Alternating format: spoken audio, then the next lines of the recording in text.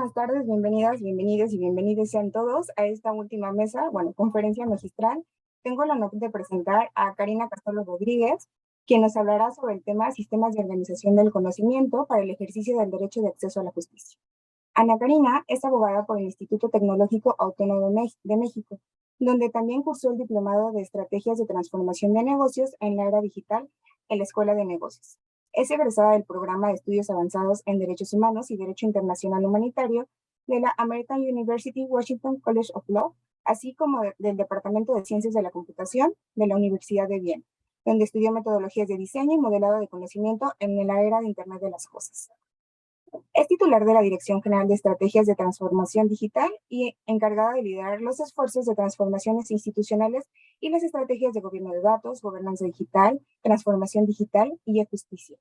Ha dedicado su vida profesional a la intersección entre el derecho y las tecnologías, ciencias de la computación, como vía para repensar la forma en la que se entiende, aplica y construye el derecho, convencida de la interdisciplinariedad como camino para acercar la justicia y el derecho a todas las personas, y cree firmemente en que la tecnología debe democratizar el derecho. Sin más, te cedo el uso de la palabra, Fer. Muchas gracias, Alma. Primero que todo, quiero agradecer la invitación. Es para mí un honor cerrar este enorme evento con ponencias y mesas de diálogo muy importantes que nos han dado mucha información de cómo caminar en conjunto. En especial, quiero agradecer a todas las personas y a las instituciones que han logrado, de la red de bibliotecas del Poder Judicial de la Federación, que lograron este evento. Espero que les sea interesante la presentación que les quiero compartir. Y la ponencia tiene como título Los sistemas de organización del conocimiento para el ejercicio del derecho de acceso a la justicia. Y cuando vi la invitación y el programa que me hicieron llegar, me puse a investigar, y ustedes, más que yo, cualquier persona del derecho, bibliotecólogas, tienen conocimiento de las leyes fundacionales de su saber. Y es que en 1931 Ranganathan hizo estas 5 leyes que son el sustento de la bibliotecología. Para las personas que no lo conocen como yo al inicio, estas leyes señalan: los libros son para su uso, a cada lector su libro, a cada libro su lector, ahorrar tiempo al lector, y la biblioteca es un organismo en crecimiento. Entonces, una vez que leí estas leyes, claramente estas fueron construidas en su momento para el derecho, para el contenido, el conocimiento, cuando era congregado o integrado en documentos físicos y específicamente en libros. Entonces, acá lo interesante es que estas leyes pueden seguir, de hecho todavía tienen vigencia cuando nos posicionamos en el momento de pensar qué pasa con los recursos digitales. Y acá hice la traducción o el espejeo a elementos que siguen siendo vigentes en el concepto de la e-justicia. ¿Y qué es la e-justicia? Bueno, la e-justicia es la aplicación de tecnologías de la información y del conocimiento y de la comunicación para lograr una mejor forma de acceso a la justicia, desde la perspectiva de la administración y de la impartición de justicia. Entonces, estas 5 leyes tienen su espejeo. En la primera se refiere a la usabilidad, la importancia de lograr recursos digitales que sean utilizados. El segundo se refiere a la accesibilidad, y es que las personas que interactúan con nuestras soluciones o medios de justicia tengan la posibilidad de utilizarles. La parte tercera es la disponibilidad, es de la perspectiva de los recursos hacia las personas, que sean disponibles de una manera intuitiva y ágil. El cuarto es un elemento fundamental, de hecho, en todo el tema de desarrollo digital, que es la necesidad, el enfoque en la necesidad de las personas usuarias. Y la quinta se refiere a una entidad viva. Y como todas ustedes saben, el derecho es un organismo vivo que crece constantemente, que tiene pluralidad de fuentes y que tenemos el gran reto de lograr soluciones digitales que atiendan a una entidad que está cambiando todo el tiempo. Acá les pongo y les comparto cómo estos 5 objetivos que se derivan de estas leyes tienen a su vez asidero en los distintos principios de la e-justicia. Y como podrán ver, son transversales a ellos. Por ejemplo, el tema del diseño centrado en la persona usuaria, como les comentaba, es central en la construcción de cualquier medio o solución de justicia. Y entonces tenemos que ponernos y posicionarnos en la postura de qué necesitan mis personas usuarias, qué no están logrando hacer al momento de interactuar con el sistema jurídico.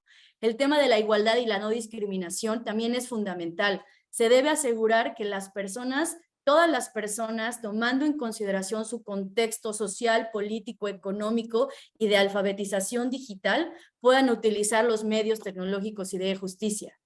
La parte de integridad de la información en conjunto con los manejos de datos y las nociones de privacidad, seguridad y protección es la necesidad de visualizar a la información y a los datos como el elemento más importante de una organización y es la base fundacional para cualquier solución de justicia, como lo veremos a lo largo de la presentación. Estos principios pueden ser analizados de manera más exhaustiva en la política de justicia que está disponible en el portal Consejo y que de hecho ya es vinculante para todos los órganos jurisdiccionales y las áreas administrativas. Ahora bien, como pueden observar, este boom de la era digital nos ha conllevado a tener nuevas formas de integrar el conocimiento, de extraerlo, de almacenarlo, de utilizarlo. Tenemos una pluralidad de fuentes de información, no solamente como en el esquema anterior o tradicional o físico que se tenían estas editoriales, un poco más de control de quién genera información. En la web, cualquier persona puede generar un contenido digital. Y entonces tenemos una diversidad de creación de información, diversidad de formatos. Tenemos no solamente los documentos escritos en medios electrónicos, sino también hay videos, hay imágenes, hay fotografías. Y esto, a su vez, especificidades al momento de ser almacenados. Y el crecimiento exponencial que les decía hace un momento, también todo el tiempo está creciendo constantemente. Entonces, ¿cuál es el reto acá? Y me parece que esto ha sido algo que se ha trabajado a lo largo de este seminario. Pues hay una primera dificultad, digamos que es una dificultad, incorporar técnicas y metodologías y aproximaciones propias del campo de la ciencia de la computación al derecho. Y digo que es una dificultad porque es una dificultad que se puede sobrellevar y se puede superar incorporando algunas cuestiones que vamos a ver a lo largo de la presentación. La segunda es cómo construimos modelos que representen el dominio del derecho como lo hacemos las personas abogadas. Tenemos que partir de la idea que tenemos y utilizamos diariamente un lenguaje técnico.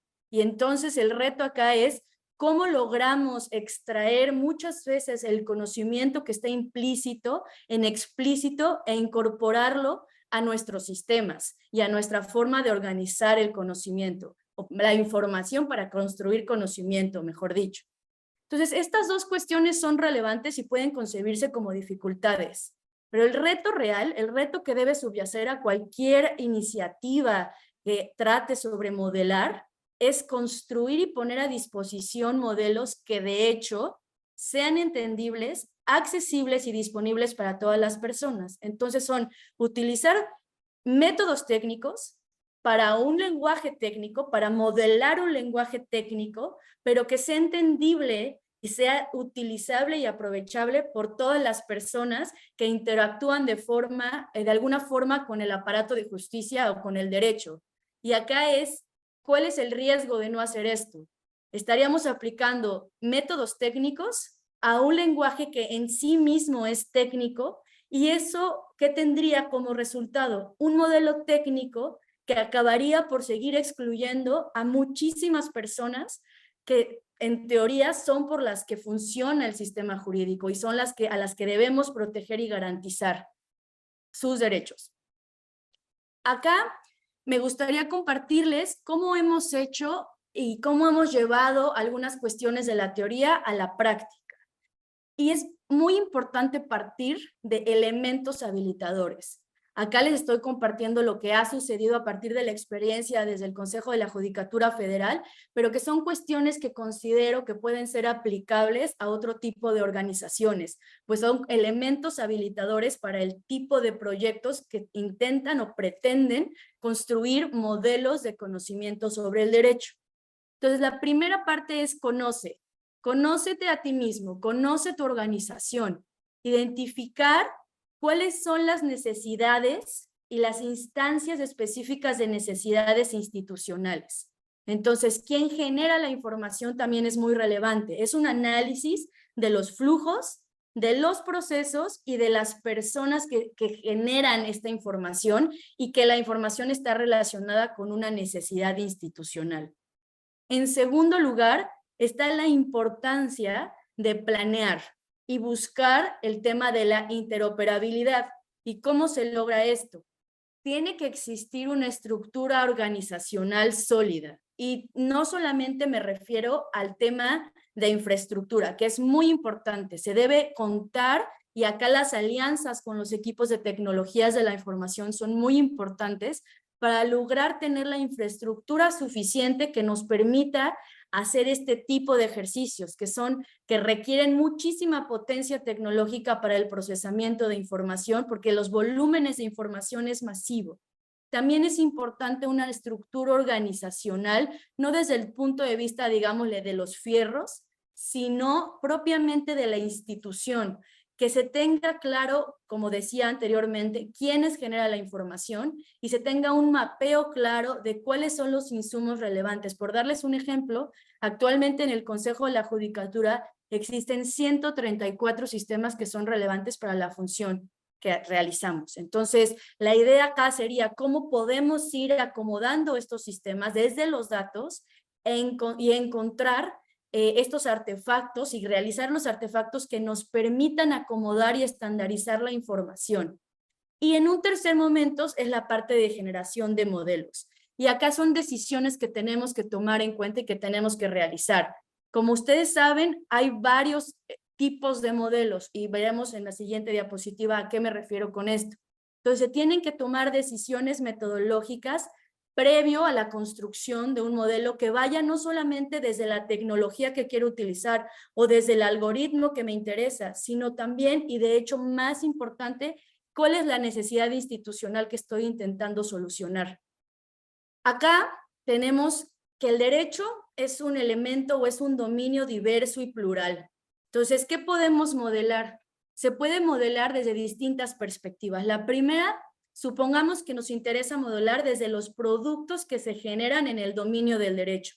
Y entonces podemos modelar normas, podemos modelar sentencias o podemos modelar sistemas normativos en un momento dado vigentes de una fecha u otra o sistemas de precedentes de cierta época. Entonces esa podría ser una decisión de modelado. Otra decisión de modelado podría ser, nos interesa modelar materias y entonces enfocarnos únicamente a la materia penal o a la materia laboral o a la materia civil o a un tipo de asunto. Actualmente en el Poder Judicial tenemos 46 tipos de asunto. O podríamos tomar la decisión de enfocarnos a algún sector específico del derecho, por ejemplo, la sociedad civil o las comunidades indígenas o algún operador, modelar simplemente lo que hace un fiscal o un juez o jueza, o también, esa es otra perspectiva, algún objetivo o tarea específica. Por ejemplo, ¿qué hacen las personas cuando navegan en la red y buscan un contenido que sea similar a otro? Y acá, del lado derecho, les comparto cómo se puede visualizar este tema de construir un modelo. La sociedad es el entorno fáctico y el derecho en sí mismo ya está modelando elementos fácticos de la realidad para darle orden y para regirlo. Y la idea acá es que al construir un modelo lo que hacemos es que nos posicionamos en una capa superior, como pueden ver en la presentación, y entonces a partir de estas decisiones metodológicas comenzamos a construir un modelo. ¿Cuál es el reto? El reto es pasar de los datos a la información y de la información al conocimiento. ¿Cómo lo logramos? ¿Y cuáles son los pasos, digamos? Bueno, en esta gráfica lo que buscamos compartirles son los pasos, cómo se ve, digamos, la evolución de los datos a la inteligencia.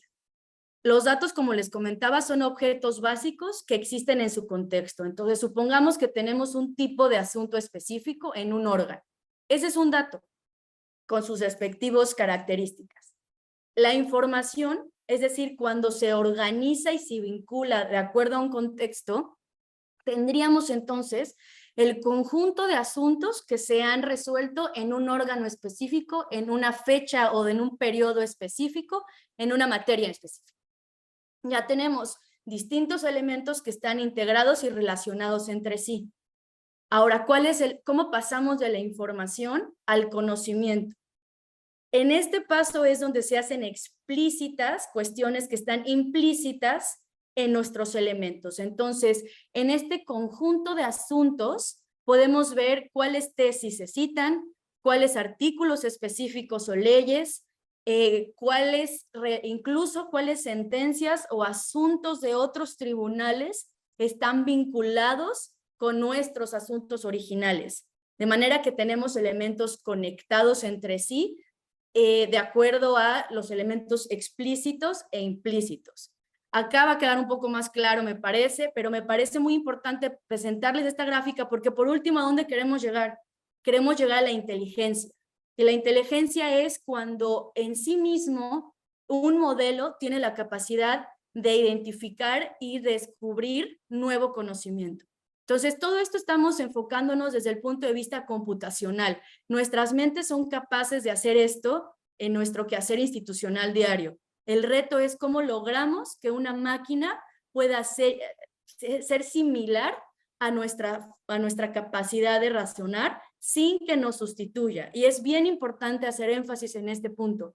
Es un trabajo conjunto del poder computacional con las expertas del dominio, como lo veremos más adelante. Acá, de nuevo, cómo pasamos de los datos a la información organizándola. Cómo pasamos de la información al conocimiento relacionándola y a la inteligencia mediante la aplicación de técnicas propias del aprendizaje de máquina, que entraremos un poco al último de esta charla. Ahora, ¿cómo hacemos esto? Pues construyendo un modelo. En esta diapositiva les presento dos lenguajes o aproximaciones a partir de las cuales se puede modelar un dominio. El RDF es un estándar que funciona principalmente cuando nosotros utilizamos la red, la www, y entonces acá ya hay estos elementos en el mundo digital y se les asigna un identificador único para relacionarlos. En el ejemplo, estamos hablando de Guerra y Paz, que es un libro, y está conformado por un sujeto. En la tripleta de RDF se conforma por un sujeto, un predicado y un objeto. Entonces, hablando del sujeto, es Guerra y Paz. El predicado es la relación, es autor. Y el objeto de esta tripleta es León Tolstói. Entonces, si se dan cuenta, en la parte de arriba también es una relación, del año. Y en el año, después viene el objeto, que es 1867. Ahora bien, en la parte, como se dieron cuenta en esta ejemplo, en esta tripleta, únicamente se representa las relaciones, que existe alguna relación, se predica que existe una relación. Posteriormente se vio la necesidad, la ciencia de la computación y especialmente la ingeniería del conocimiento, en construir lenguajes que nos permitieran representar la riqueza de un dominio. Y entonces surgió este lenguaje, que es el Web Ontology Language, que es para hacer ontologías. En a diferencia del RDF, se señala contenido semántico respecto a las relaciones entre los conceptos. Y está construido de manera muy general con clases y subclases, y aquí hablamos de una relación taxonómica, un atributo o varios atributos, y a su vez otra clase o subclase. Tiene la noción detrás de una tripleta, pero tiene muchísimo más riqueza en la descripción del dominio. En el ejemplo, tenemos una clase, que es el tipo de documento, una subclase, que es un libro, y el atributo pertenece a otra clase, que es tipos de obra, y a su vez la subclase, que es un drama bélico. Entonces, estamos en el mismo ejemplo del libro anterior, pero ya estamos dando información respecto al tipo de obra y al drama bélico. Entonces, estamos dando más información de nuestros sujetos y objeto, como estaba a comparación de nuestro ejemplo anterior. Y lo mismo que en el ejemplo siguiente, la subclase es un libro que está escrito por una persona, y acá hablamos ahora de otra relación de este nodo persona, con una subclase autor, y la instancia es León Tolstói.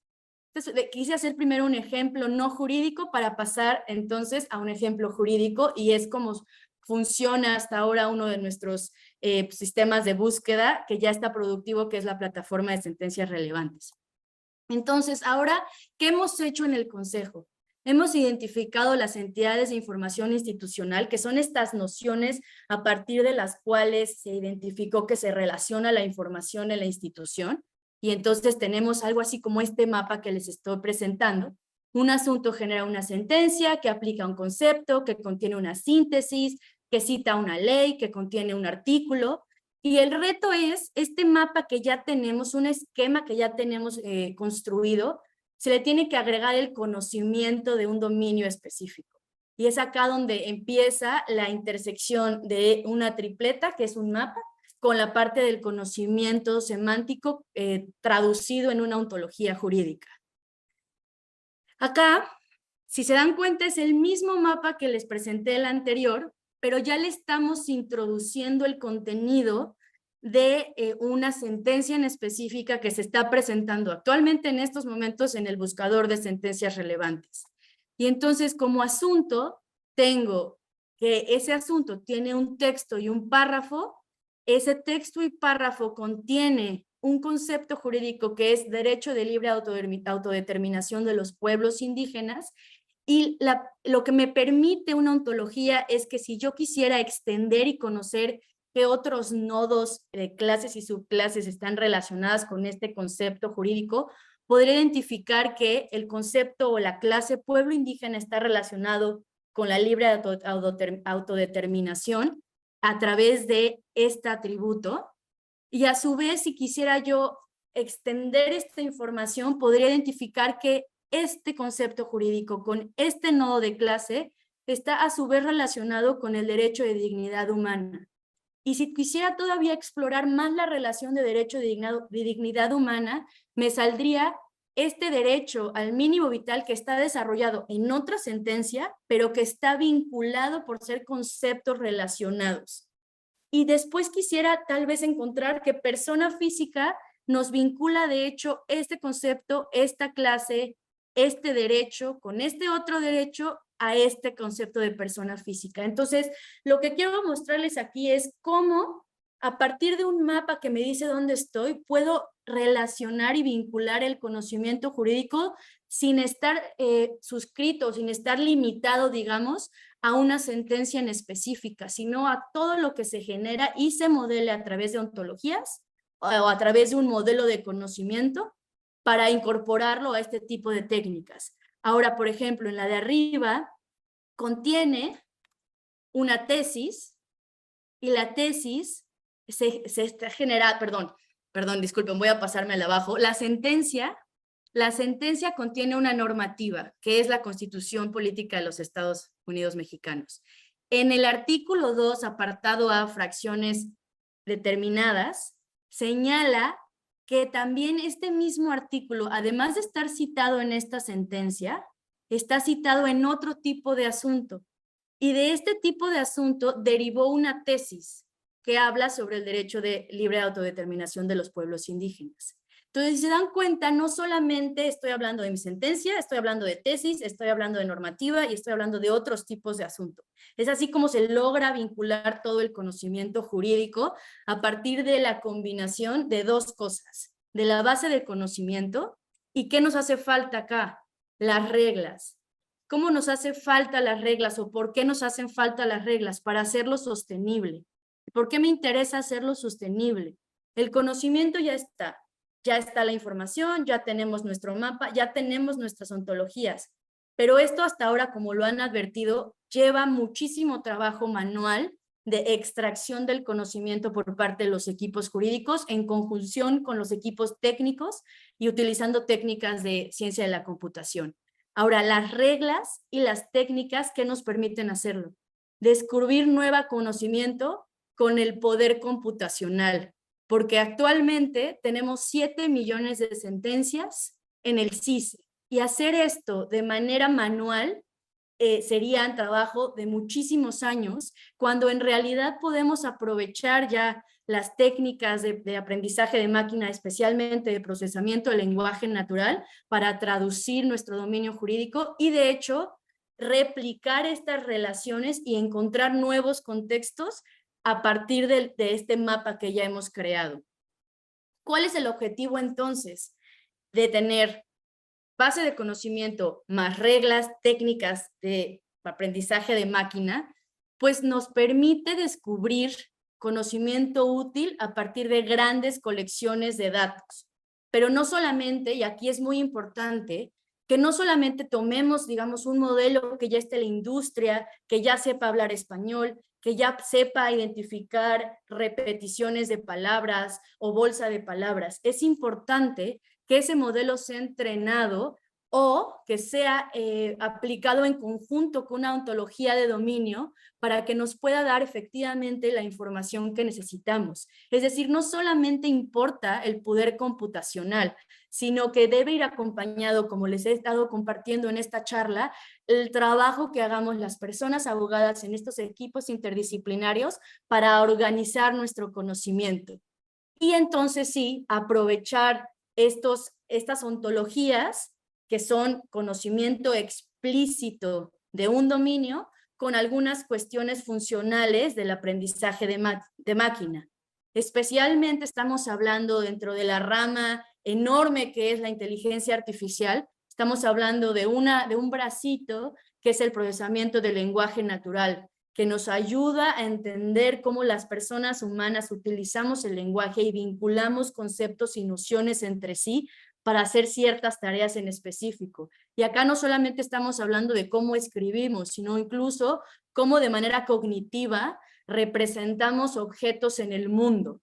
Y para ello, en la industria que está avanzando de manera potencial con muchísimas nuevas herramientas, nuevas librerías, nuevas técnicas que diariamente están trabajando en ello, porque acá me parece también importante compartirles que no solamente esto ha sido tradicionalmente utilizado por estas grandes industrias, ¿no? Google, IBM, Meta, todas estas industrias han puesto la cabeza de grandes ingenieras e ingenieros para idear nuevas librerías y técnicas para encontrar el conocimiento. Entonces, digamos que los artefactos están. Lo que hace falta es construir los dominios, los modelos de conocimiento del derecho por personas abogadas para que en conjunto con equipos interdisciplinarios técnicos podamos aplicar este tipo de funcionalidades. Y acá son algoritmos de aprendizaje automatizado que nos ayudan a aplicar elementos como bolsas de palabras, que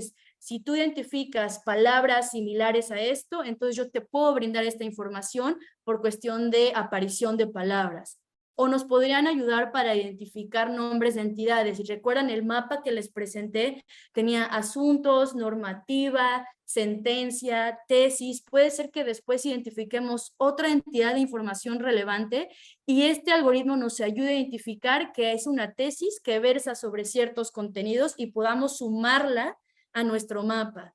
La representación de palabras como vectores es un campo en el que se representan las palabras a través de mapas de dimensión, de más de 2 dimensiones. De hecho, gráficamente es muy complejo, no podríamos representarlo, pero la idea es ir identificando asociaciones o de acuerdo al contexto de ciertas palabras, aunque no sean la misma palabra, y es mucho más a fondo y hay muchísimo escrito al respecto, o por ejemplo sistemas de preguntas y respuestas, que acá podríamos las personas jurídicas construir un conjunto de preguntas, por ejemplo, ¿cómo logro identificar la ratio decidendi de una sentencia? Y entonces construir respuestas con estructura de sí, entonces, si X, entonces y eso de manera computable para que la máquina pueda procesar los grandes volúmenes de información y encontrar lo que estamos buscando respecto a conocimiento.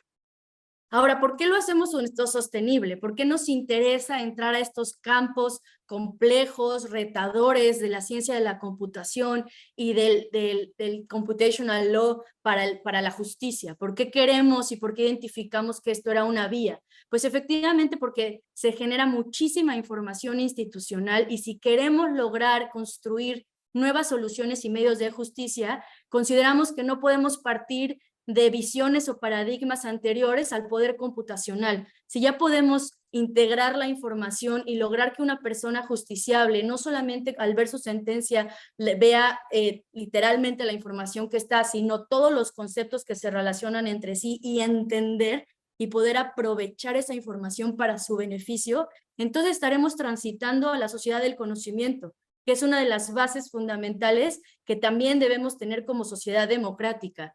Y las nuevas soluciones y medios de justicia no solamente estamos hablando de buscadores o sistemas de información, también estamos hablando de sistemas que ayuden o soportar la decisión de las personas operadoras del sistema de justicia y que les sugieran que cuando llega un asunto a partir de ciertas palabras pueda relacionarle ciertas tesis. También hablamos sobre hacer más eficiente el trámite de la impartición de justicia.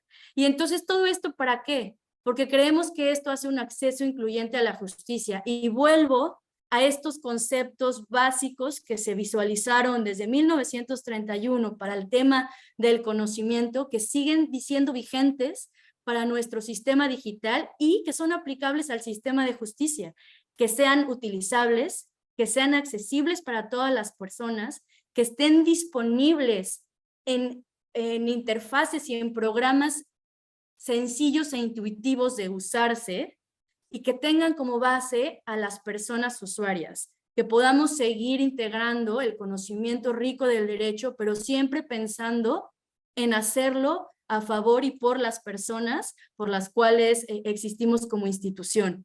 Acá les dejo un QR para que conozcan un poco más sobre el trabajo de la Dirección General de Estrategia y Transformación Digital y de nuevo agradezco muchísimo el espacio.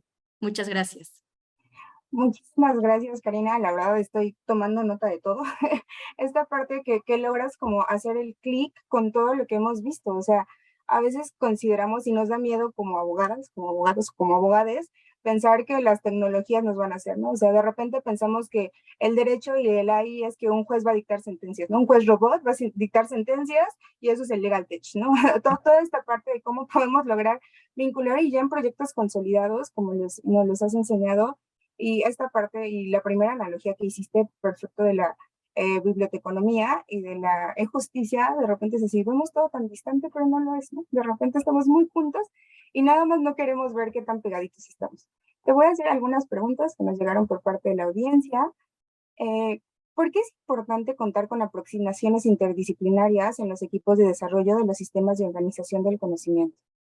Pues como vieron a lo largo de la presentación, es fundamental poder contar con distintas personas que tengan sabiduría en su propio conocimiento, ¿no? Entonces, en el equipo tenemos, por ejemplo, matemáticas, tenemos filósofas, tenemos ingenieras de la computación, ingenieras del conocimiento, habemos abogadas, politólogas. Entonces, en realidad, esta tendencia de pensar que el derecho es puro es completamente contraria a la perspectiva que debe subyacer a la construcción de este tipo de proyectos.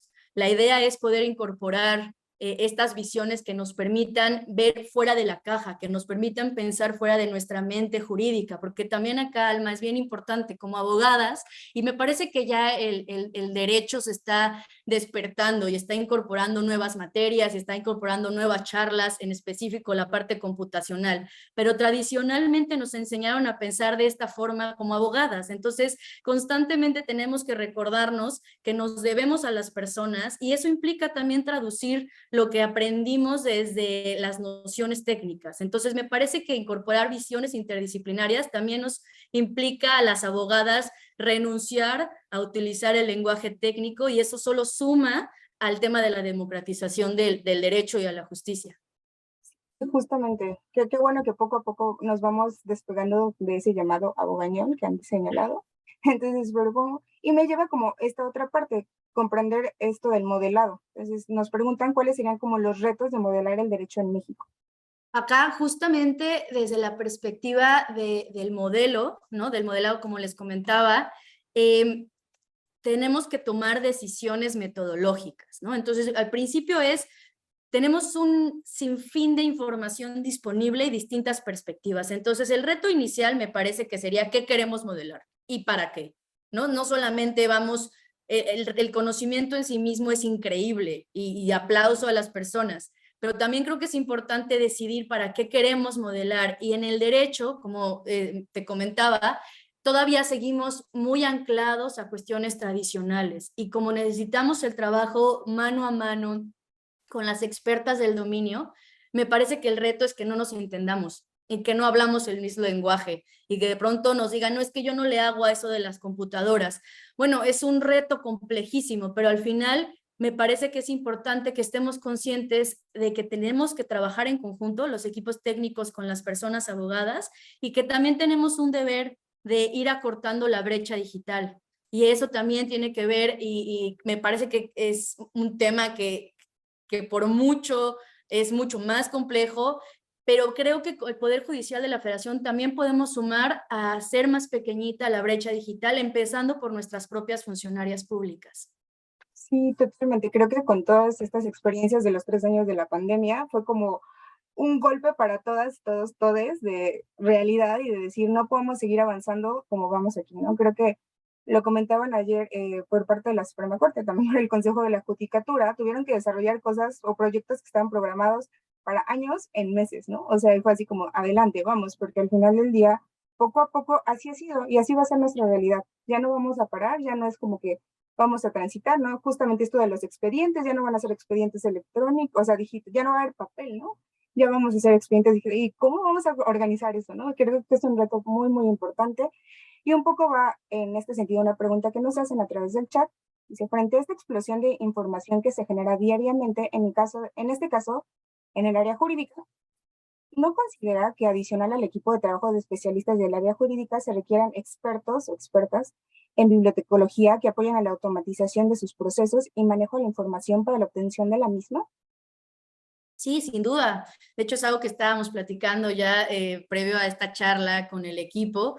Sin duda es importante sumar este tipo de conocimiento, ¿no? Al final, me parece que ustedes, y lo vemos desde las leyes que fundamentan su saber, están dedicadas al conocimiento, a cómo organizarlo, cómo hacerlo accesible, cómo hacerlo utilizable, y además son expertas en categorizar, en clasificar, en almacenar, en archivar, en todas las funciones que ustedes realizan, que tienen por mucho, mucho más conocimiento que muchas de nosotras. Entonces acá, sin duda, creo que es una pieza fundamental sumar a las filas de los equipos interdisciplinarios su saber, y creo que nos va a brindar mucho para poder hacer explícitas estas relaciones entre conceptos. Y justamente otra de las preguntas que tenemos allí va un poquito ligado a esta parte y ya sobre casos concretos. ¿Cuáles son los casos concretos que el uso de la inteligencia artificial en el Consejo de la Judicatura? ¿Y cuáles han sido como sus estrellas? ¿Cuál ha sido lo más exitoso? Pues justamente, Alma, acá con orgullo puedo compartirles que tenemos ya la infraestructura. ¿Se acuerdan que en la diapositiva les puse, vamos a empezar, ¿no? Porque no podemos de pronto volar si no hemos andado. Entonces es bien importante pensar dónde estábamos previo a pandemia, ¿no? Actualmente tenemos ya la infraestructura en conjunto con el equipo de tecnologías de la información. Hemos hecho una infraestructura sólida que nos permite hacer este tipo de procesamientos. Tenemos un sistema que integra toda la información de los órganos jurisdiccionales. Entonces hemos hecho avances. El primer avance de este tipo de soluciones es la plataforma de sentencias relevantes, que también ya hemos tenido el gusto de compartirles en distintos eventos a las colegas de la Corte y al encuentro universitario, por ejemplo. Pero también me gustaría compartirte qué viene. Y lo que les presenté es algo que estamos haciendo en la vida real y actualmente. Estamos construyendo un modelo de conocimiento jurídico a través de distintas entidades de información institucional para vincularlo con leyes, para vincularlo con tesis, para vincular el tema de los precedentes. Entonces, acá estamos construyendo este modelo y haremos uso de BERT, por ejemplo, el modelo que les compartía, y de otras herramientas disponibles en la industria. Pero aquí me parece muy importante sí decirles que la perspectiva, al menos desde la Dirección General, es producir este modelo de conocimiento por las abogadas y para las abogadas, y que la tecnología pasa, digamos, en un segundo plano. Entonces, acá más bien les invito a quedarse enganchadas con nosotras y espero tener este espacio para venirles a compartir los avances que tengamos del modelo de conocimiento jurídico del Poder Judicial. Perfecto, y ahorita comentaste un punto interesante de la difusión, ¿no? O sea, se lo presentaron a los jóvenes universitarios y justo en esa materia hemos visto a lo largo del seminario que se ha señalado la falta de profesionalización o algunas materias. Entonces, una de las preguntas que nos señalan es justamente ¿qué materias consideras que deben incorporarse al programa de estudios de la licenciatura como Derecho, Bibliotecnología, entre muchas otras, para contribuir a esta parte de la brecha digital, reducir la brecha digital? Sí, es una pregunta muy apasionante y un poco se las voy a compartir desde mi propia experiencia. Yo de formación soy abogada, como lo comentó Alma, y de verdad cuando empecé a encontrar estos campos del conocimiento, quería seguir estudiando y no encontraba por mi perfil en las escuelas de derecho la información que necesitaba, ¿no? Entonces decía, bueno, a ver, es importante que sepamos de ciencia de datos. Y no les estoy hablando que sepamos programar. Si nos gusta y se quieren meter, adelante. Pero entendamos cómo piensan nuestros colegas ingenieras, ingenieros, matemáticas.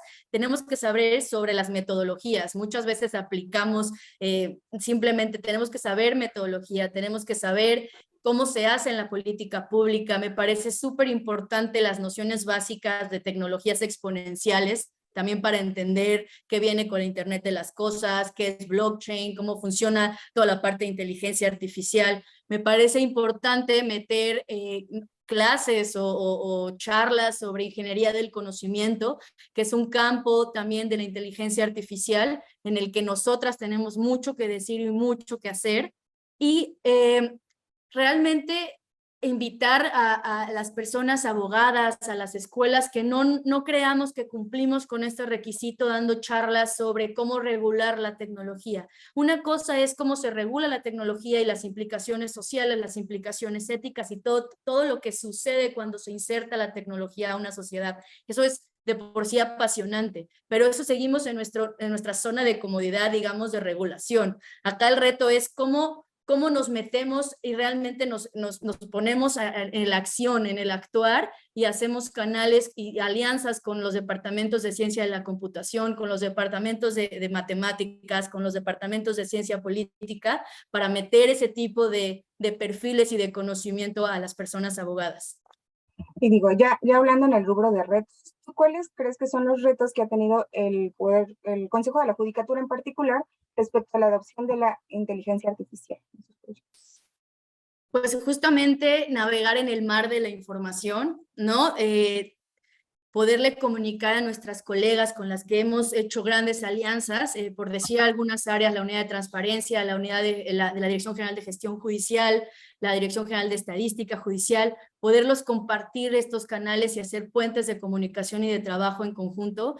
Claramente estas nociones no las traemos de casa, no las traemos de formación, y ha sido un reto poderles compartir y poder hacer trabajos en conjunto. Y también del lado de tecnologías de la información, me parece que tradicionalmente se había concebido y se había consolidado como un área muy sólida de soporte y de mantenimiento y de servicio, y pues ahora hubo como un cambio de paradigma de que la parte de tecnologías no solamente es desarrollar o no solamente es darle soporte a todas las cuestiones que ya hacen y es un trabajo bastante loable, sino también es pensar en innovación y pensar desde la perspectiva del negocio.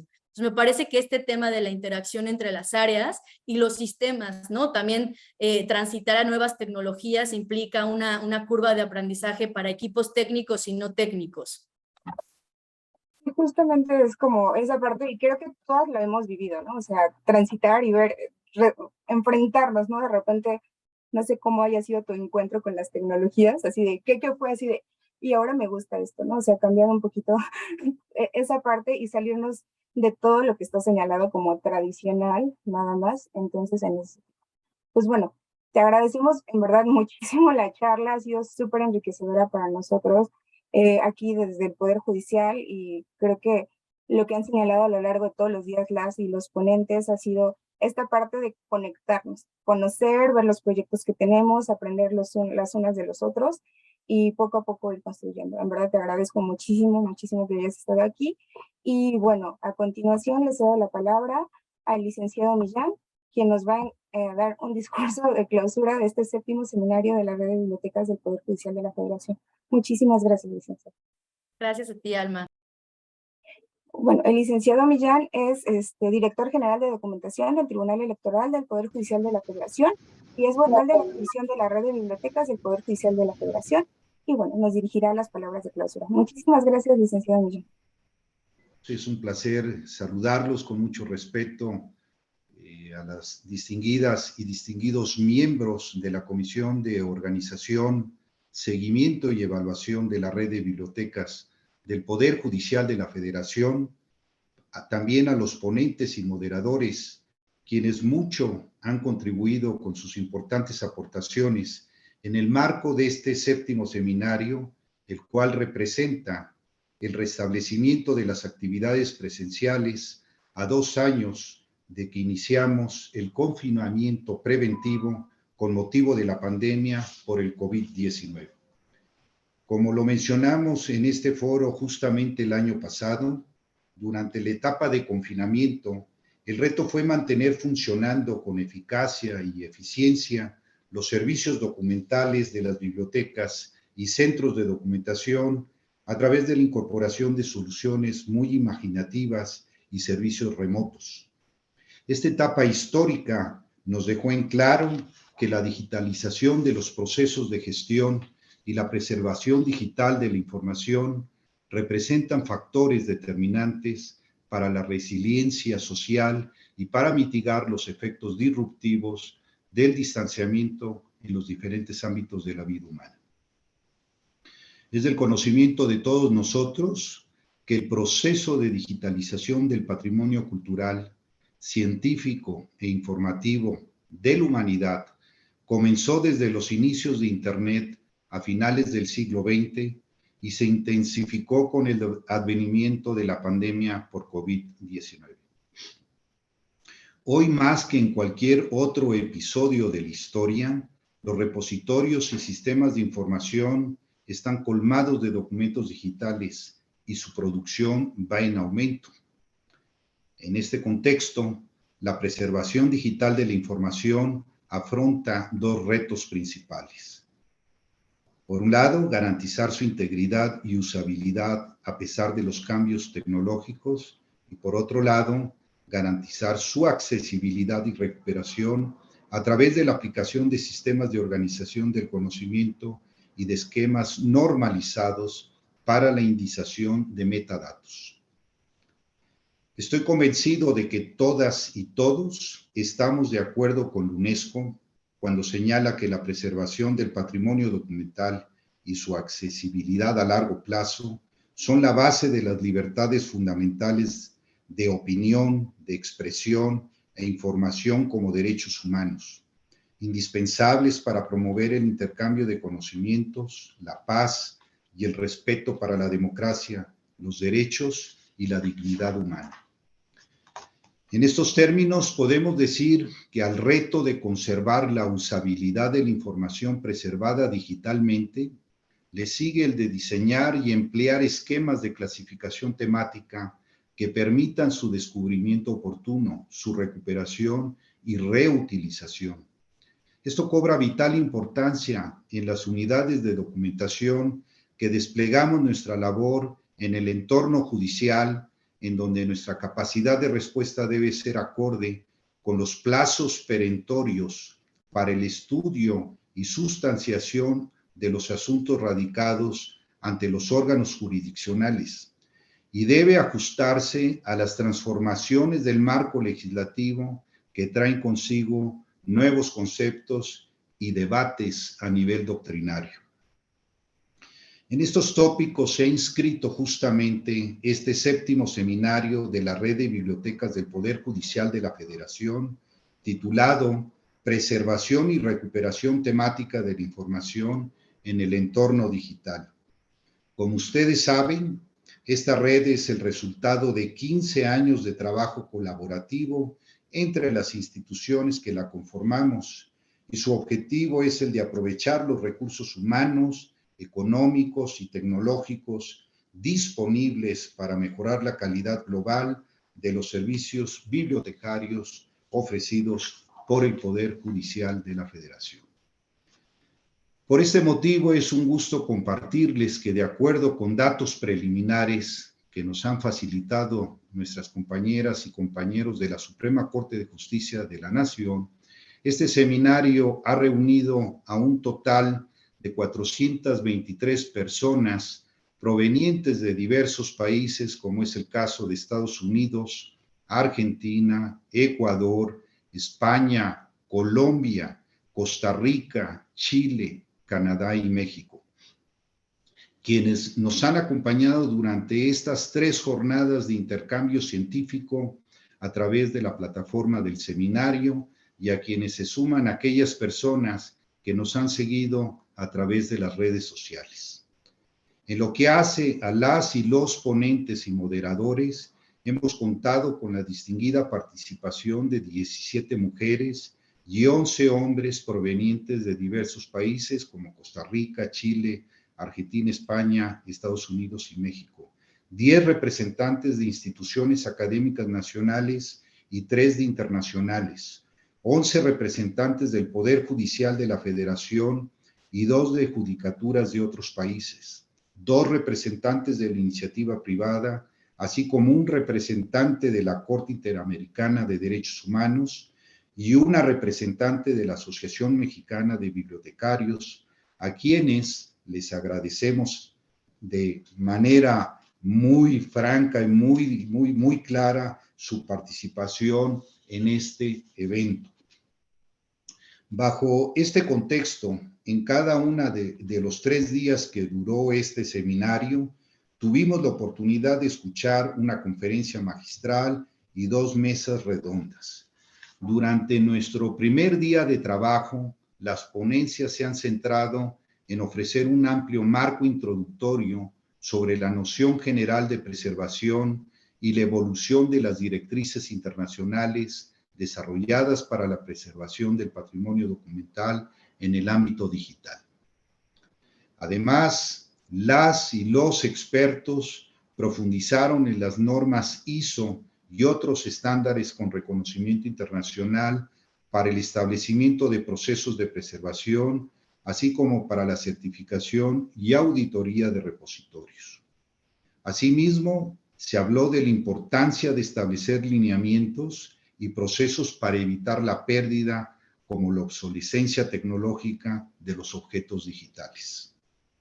Para nuestro segundo día de trabajo, las y los expertos que nos acompañaron hicieron referencia a la importancia de promover esquemas de preservación digital bajo el modelo de acceso abierto, en virtud de que el acceso universal, abierto y equitativo al conocimiento es un derecho humano necesario para el desarrollo colectivo individual. Lo anterior sin menoscabo de los derechos de autor. Asimismo, presentaron la evolución y características de sendos proyectos de innovación en materia de sistemas de indización y clasificación temática de objetos digitales, enfocados en enriquecer la experiencia del usuario a través de la implementación de inteligencia artificial, análisis semántico de documentos no estructurados, modelos interdisciplinarios de indización de formatos emergentes, así como la relevancia de diseñar y utilizar sistemas de organización documental como tesauros, taxonomías, ontologías, entre otros más, cuyo objetivo es permitir no solo la recuperación, sino el descubrimiento hermenéutico de otras fuentes de información. El día de hoy, durante nuestra última jornada de trabajo de este seminario, las y los expertos han advertido las consecuencias negativas de la estandarización de los vocabularios controlados, que si bien su objetivo es el de lograr la interoperabilidad de las plataformas, tienden a hacer invisible el trabajo intelectual de las mujeres. Se resaltó también la necesidad de diseñar sistemas de organización documental inclusivos y con perspectiva de género.